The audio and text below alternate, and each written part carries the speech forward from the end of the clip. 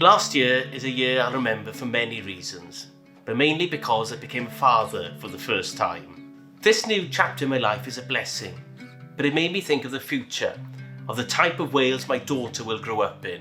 I want what's best for my daughter, but unfortunately today in Wales too many children face uncertainty and unfairness in their future. I don't want my daughter to grow up in a Wales where 200,000 children live in poverty. I don't want to live in a Wales where parents must choose between feeding their children or heating the home. We can't have a Wales where children go to school hungry or to bed cold. I want my daughter to grow up in a Wales she can truly be proud of. A Wales that leads. A Wales that supports families.